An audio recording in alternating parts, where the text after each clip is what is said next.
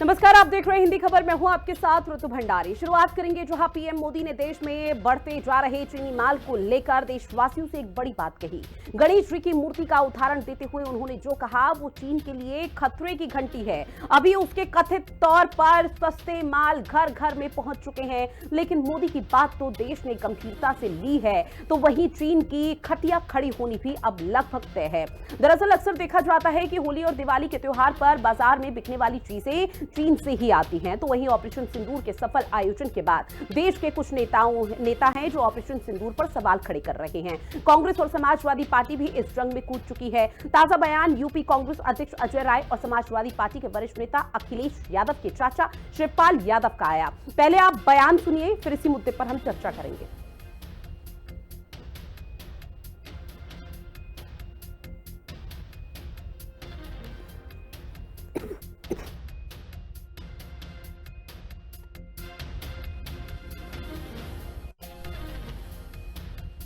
हम इतना तय कर लें कि 2047 जब भारत की आजादी के 100 साल होंगे,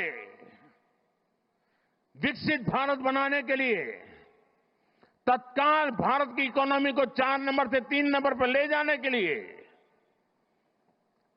अब हम कोई विदेशी चीज का उपयोग नहीं करेंगे। हम गांव-गांव व्यापारियों को शपथ दिलवाएं, व्यापारियों का कितना ही मुनाफा क्यों ना हो, आप विदेशी माल नहीं बेचोगे। लेकिन दुर्भाग्य देखिए, गणेश जी भी विदेश से आ जाते हैं। छोटी आंख वाले गणेश जी आएंगे, गणेश जी की आंख भी नहीं खुल रही है।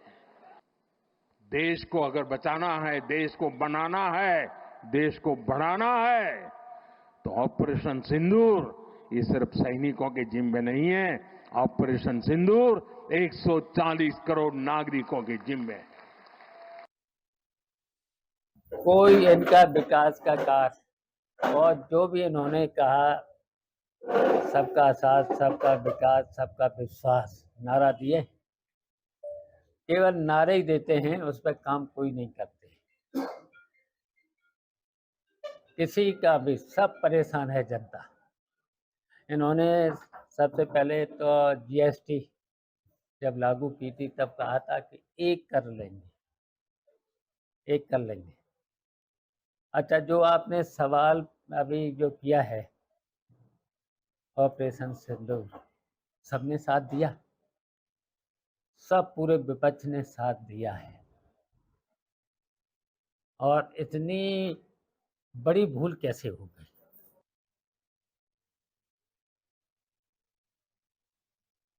मोदी जी किस पोस्ट पे हैं सेना के? मैं पूछना चाहता हूं कि जो पायलट का ड्रेस पहनकर, फाइटर प्लेन का ड्रेस पहनकर फोटो खिंचवाकर पूरी तरीके से मार्केटिंग कर रहे हैं और सिंदूर की बात कर रहे हैं कि मेरे रगों में गर्म सिंदूर दौड़ रहा है।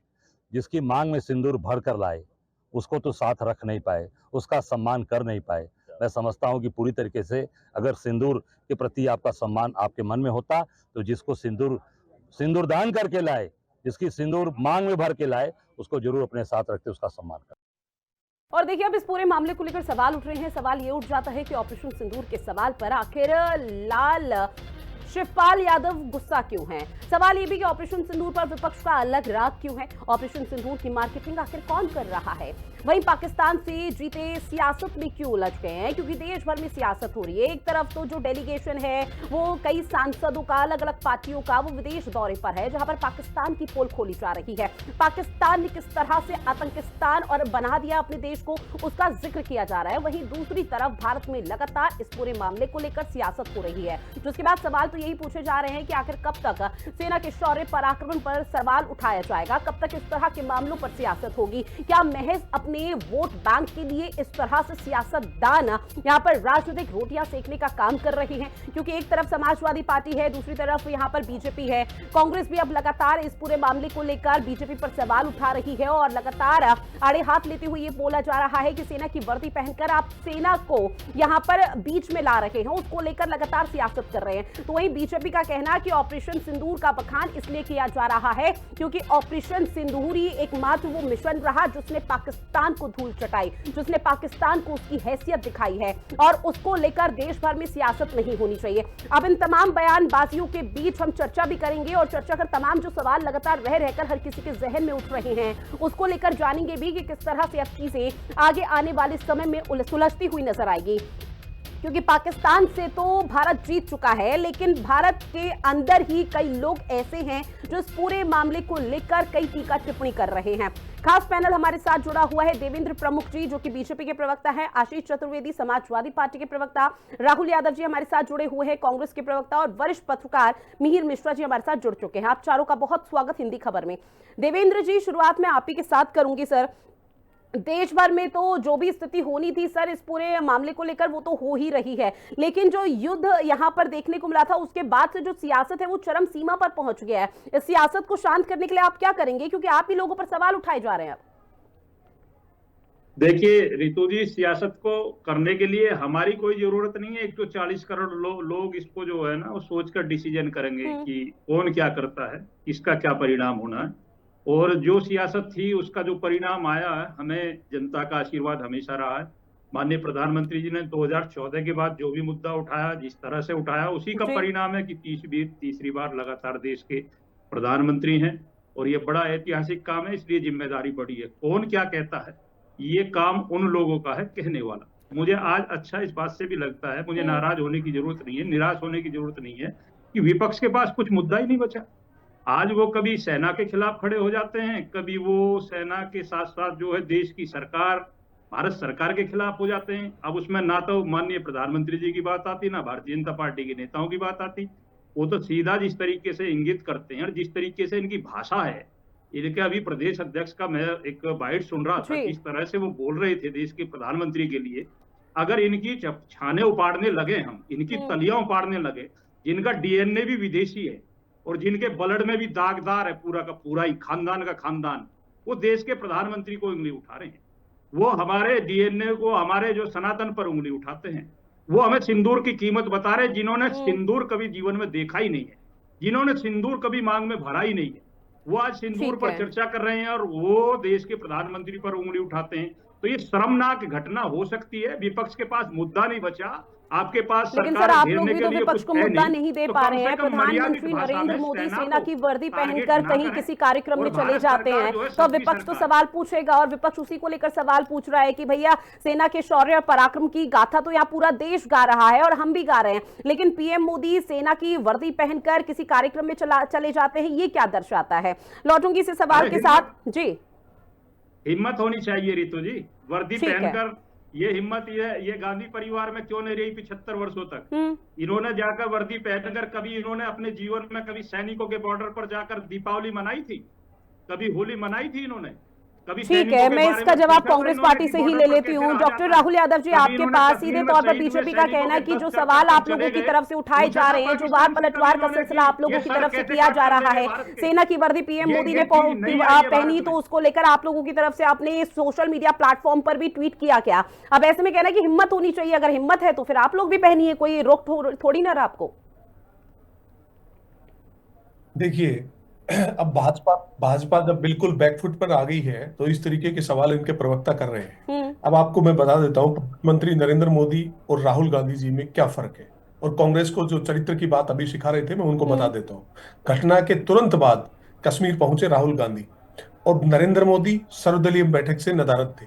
शोकाकुल परिवार से राहुल गांधी मिल रहे थे और प्रधानमंत्री बॉलीवुड सितारों के साथ और मीडिया में हंसी ठिठोली कर रहे थे और लगातार बिहार में चुनाव प्रचार कर रहे थे। ऑपरेशन सिंदूर के बाद संसद का हमने विशेष सत्र बुलाने की मांग करी, लेकिन प्रधानमंत्री जो है संसद का विशेष सत्र नहीं बुलाते और टेलीप्रॉम पर लिखा हुआ पढ़कर भाषण अपना बोल रहे थे कैमरे के सामने और अपना पूरा पीआर स्टंट प्रधानमंत्री कर रहे हैं। मोदी सरकार ने जब सीज फायर किया तो ट्रंप के कहने पर क्यों किया? एक सेकंड देवेंद्र प्रमुख जी, सर एक बार सुन लीजिए, कांग्रेस पार्टी का पर्सन सर उनको बोलिए बीच में। देवेंद्र जी बीच में नहीं सर, इंटरप्ट मत कीजिए सर, सुन लीजिए एक बार। इनकी आवाज बंद करिए, इनकी आवाज बंद करिए, जब ये बोल रहे देवेंद्र थे जी कि मैंने आवाज नहीं बोला। पहुंच रही है सर, ऑडियो म्यूट करवाना पड़ेगा मुझे आपका। एक बार सुन लीजिए कांग्रेस पार्टी का क्या परसेप्शन है इस पूरे मामले पर। अगर आप लोगों की तरफ से सवाल सर उठाए जा रहे हैं तो उन सवालों के जवाब भी तो आप लोग सुनेंगे ना। नकली ओबीसी है, इनको चुप करवाइए, इस तरीके से डिबेट नहीं होती। ठीक है राहुल आपको यादव जी इसमें अपनी बीच में बात बोलना रखिए। पड़ेगा।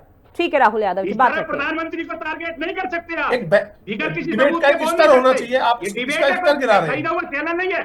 काउंटर करूंगा जहां जरूरत इनको पड़ेगी, बोलिए ठोक बीच में नहीं करूंगा। बोले। ठोक कर करूंगा। अगर तुमने टारगेट है काउंटर इनकी आवाज बंद करिए।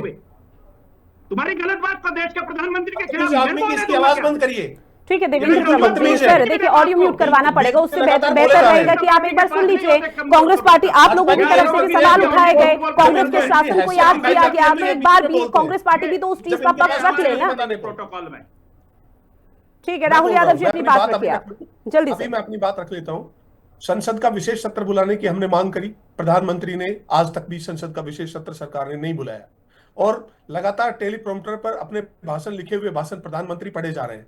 सीज फायर प्रधानमंत्री ने ट्रंप के कहने से क्यों किया, ये स्पष्ट करें। इस पर प्रधानमंत्री और भाजपा चुप क्यों है? राहुल यादव जी देवेंद्र प्रमुख जी एक सेकंड आप रुक जाइए सर, और भी करवाना पड़ेगा।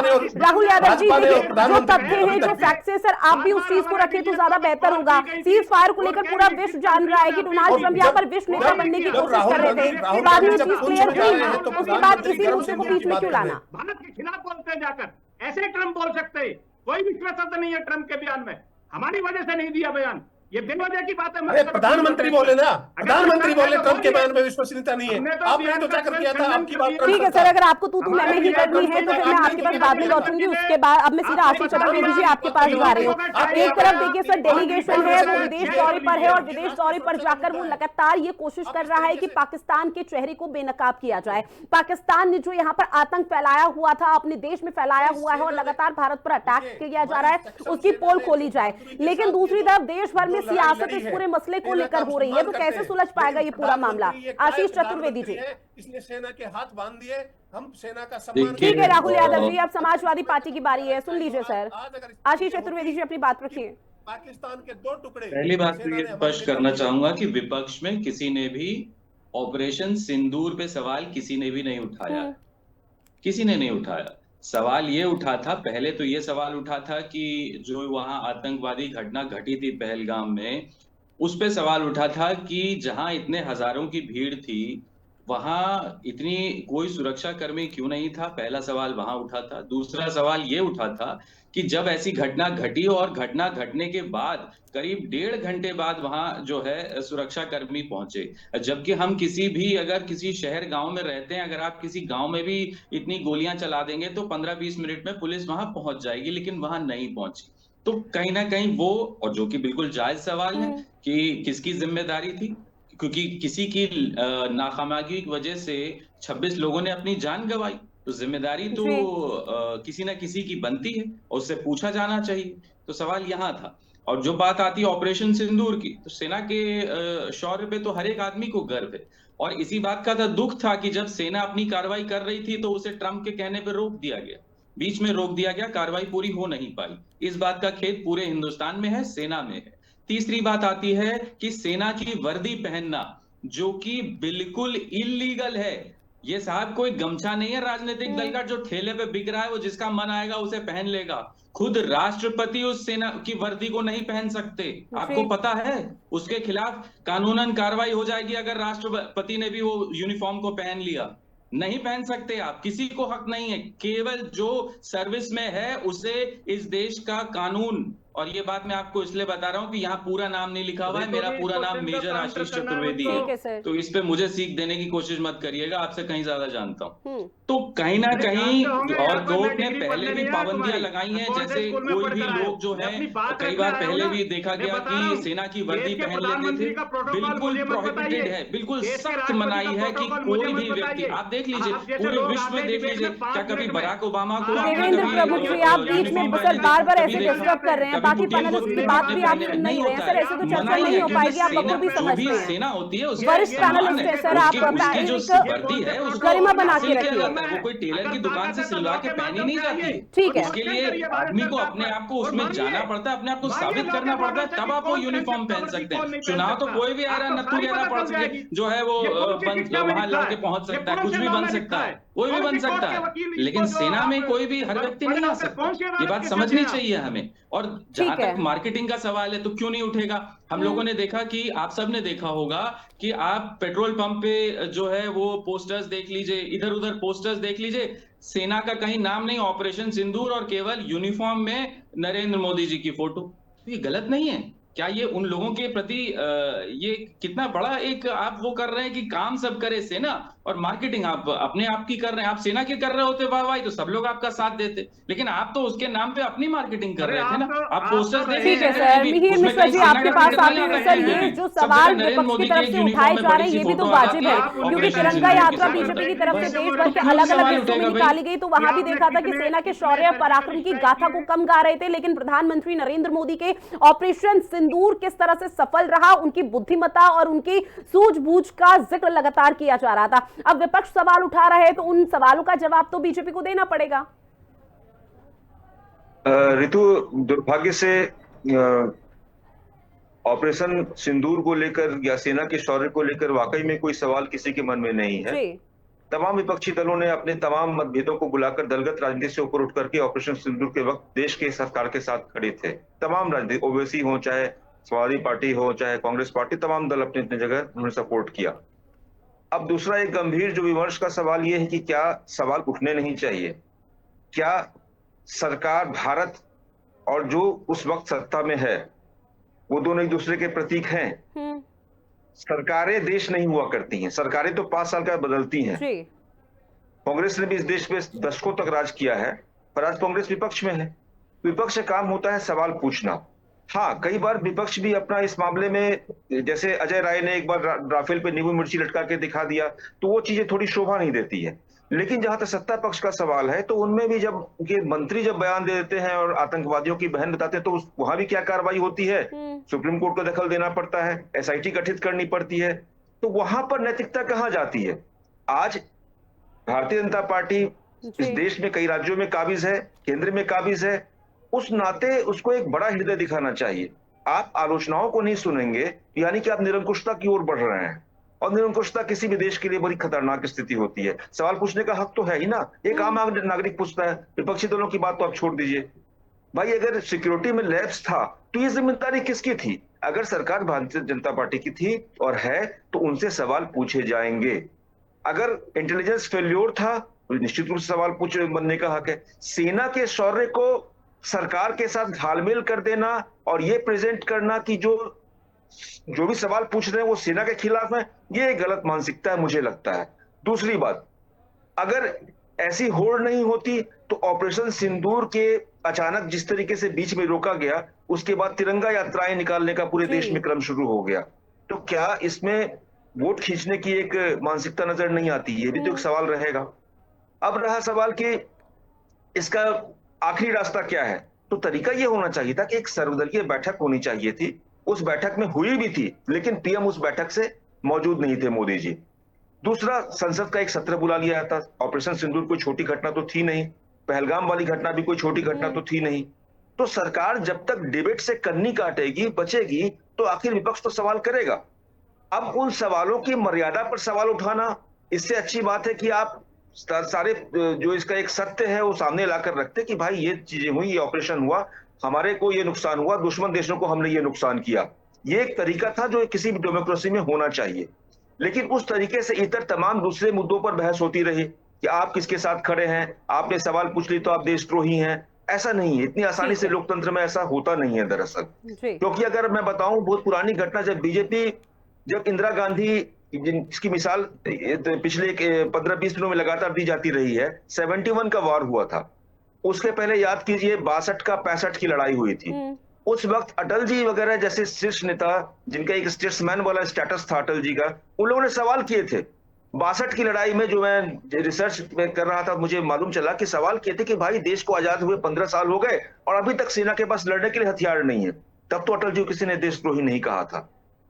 अब और तब की राजनीति में ये फर्क है, और उसी फर्क के कारण ये तमाम स्थितियां देखने को मिल रही हैं कि जहां सवाल पूछना आपको असहज कर जाता है। और ये निश्चित रूप से भारत जैसे लोकतंत्र में, जो कि अभी इतिहास में अगर जाकर देखें तो हमारा नया नवेला देश है, 7 दशक से ज्यादा ही हम आजाद हुए हैं, वहां पर मैच्योरिटी आने में सत्ता या विपक्ष, दोनों में एक वक्त लगेगा। परिपक्वता आते आते आती है, अचानक रात ओवरनाइट तो आती नहीं है। लेकिन बिल्कुल, और देखिए सवालों पहले से की कंनी राजनीति काट और अब रही है की सरकार, राजनीति का अगर ऐसा कंपैरिजन करें तो विपक्ष का जमीन रुख है। आसमान का ये फर्क है। थोड़ा सा अब की दिखता है राजनीति कहीं ना तो कहीं, बिल्कुल तो एक उस पर ऐसे एक पूरी स्तर पर आप डिटेलिंग पहुंची होनी है। चाहिए और निश्चित बताना तौर पर सर चाहिए। आपकी बात से बिल्कुल। सहमत। और इसी से जुड़ा हुआ सवाल देवेंद्र जी मैं आपसे पूछना चाहूंगी, चूंकि देखिए मिहिर मिश्रा जी की तरफ से कई महत्वपूर्ण बातों का जिक्र किया, लेकिन वो सवाल ये भी तो पूछ रहे हैं, और वो सिर्फ वही नहीं, आम जनमानस पूछ रहा है कि नैतिकता तो यहाँ पर आप लोगों की खूब दिखाई देती है जब सेना के वर्दी पीएम मोदी पहनकर जाते हैं और विपक्ष सवाल उठाता है या विपक्ष की तरफ से कई सवाल पूछे जाते हैं, लेकिन ये नैतिकता तब कहां चली जाती है जब मध्य प्रदेश के मंत्री विजय शाह यहां पर टीका टिप्पणी सेना के शौर्य पर कर देते हैं। यहां पर किस तरह से उन्होंने कर्नल सोफिया कुरैशी को लेकर बयान दिया, तब कहां गई? और वो तो छोड़िए, अभी ताजा मामला यहां उत्तराखंड के हरिद्वार से सामने आया, जहां पर हरिद्वार से सांसद है त्रिवेंद्र सिंह रावत, उन्होंने तो पाकिस्तान को भाई कह दिया। आप लोगों की तरफ से क्या कोई लीगल एक्शन लिया गया? नहीं लिया गया सर। देखिए, जो सवाल बिल्कुल मिहिर साहब की बात से मैं सहमत हूं कि वो जो सवाल अच्छे होंगे उनका जवाब देना सरकार की जिम्मेदारी है, लोकतंत्र में ये बनता भी है। व्यक्तिगत ना जाकर सरकार पर जो है तरीके के सवाल पूछे जाएं तो सरकार की जिम्मेदारी बनती है। बहुत गहन अच्छा क्वेश्चन है, उसका स्वागत करते हुए पहली बात तो मैं करता हूं कि जो अब के जो ऑपरेशन हुए, सरकार से जो आप सबूत मांग रहे हैं, सबसे बड़ी बात यह है कि सरकार के बजाय सेना ने जितने भी सर्जिकल स्ट्राइक किए हैं, जो 9 जगह आतंकवादी अड्डे ध्वस्त किए गए या पाकिस्तान में जहां जहां जैसे जैसे नुकसान हुआ, ऑन रिकॉर्ड, ऑन उसका जितना भी है कैमरा, एक एक चीज वीडियो सहित पूरे देश को शेयर की। बड़ी बात यह है, उसके बाद जब वो सब चीज सारा देख ला, निष्कर्ष निकाला, उसमें विपक्ष और पक्ष सबने बैठकर, और उसमें जब दम नहीं लगा तो ये डिबेटें फिर व्यक्तिगत गई। नहीं सर, सेना के शौर्य पराक्रम की का कोई सबूत नहीं मांग रहा। सबूत विपक्ष, समाजवादी पार्टियों, कांग्रेस पार्टियों, कई किसी बड़े ने कोई नेता सबूत आपसे नहीं मांगा। पहले सर भी सुनिए पहनते तो आए सही हैं सर, गलत और फैक्ट सेना मत की रखिए ना, वर्दी गलत बात का पहनकर जिक्र मत सेना के कीजिए। साथ खड़े विपक्ष हुए की हैं। तरफ से जब सवाल ये देश के पूछा जा रहा प्रधानमंत्री है कि हमारी सेना भारत के का साथ कितना खड़े नुकसान होंगे, हुआ, तो उसका वहां जिक्र का भी आप लोग करिए। प्रोटोकॉल है कि उनकी वर्दी में जाकर उनके नियम अनुसार जाते हैं। देश के राष्ट्रपति को भी अधिकार है, ये देश के दोनों पद ऐसे हैं कि आप कोर्ट में लॉ में जाकर इनका लॉ पता कर लीजिए। अगर वास्तव में लगता है विपक्ष में दम है और गलती की है तो बिल्कुल आप नोटिस कराइए, अदालत के माध्यम से देश के सामने यह अवगत कराइए कि ये चीज यहां गलत हो रही है। ठीक है, आप कोई बात बोलिए तथ्य के साथ, अच्छा लगेगा, हम लोग जवाब देंगे। लेकिन बेवजह की बात आप बोलते हैं, मुद्दाहीन डिबेट को करते हैं, 15-15 मिनट में व्यक्तिगत जाते हैं, बड़े नेताओं पर छींटाकाशी करते हैं, हम जैसे लोगों को फिर सफाई कहां देनी पड़ती है सरकार की बात, आप ही की बातों के जवाब देवेंद्र जी आवाज पहुंच रही है सर आप हम तो तक? चाहते हैं कि आप तथ्य के साथ, देवेंद्र प्रमुख जी सर आवाज पहुंच रही है, अपना अपना आप बोलेंगे सुनेंगे, किसी का है नहीं, ऐसे कैसे चर्चा हो पाएगी? तो संकलन जो है माननीय सुप्रीम कोर्ट तक कभी जा लिया। अब सरकार अपनी सफाई देती, विपक्ष मांगेगा तो निश्चित हम देंगे कि हमने कहां कहां ठीक है। राहुल यादव जी, देवेंद्र प्रमुख जी के पास तक तो आवाज जा नहीं रही, लेकिन सवाल सर आपसे ये रहेगा कि ये चीज पूरे भारत में या फिर सियासतदानों के बीच में क्लियर क्यों नहीं हो पा रही है कि डोनाल्ड ट्रंप की वजह से सीज फायर नहीं रुका है, सीज फायर हुआ है? क्योंकि लगातार आप लोगों की तरफ से इस तरह की बात का जिक्र किया जाता है। पहले हर किसी को लग रहा था जिस तरह की यहाँ पे चीजें सामने आई थी, लेकिन उसके बाद तो धीरे धीरे क्लियर हो गया। डोनाल्ड ट्रंप ने पहले ऐलान किया, उसके बाद वो खुद मुकर गए कि भाई मेरी वजह से तो कुछ नहीं हुआ।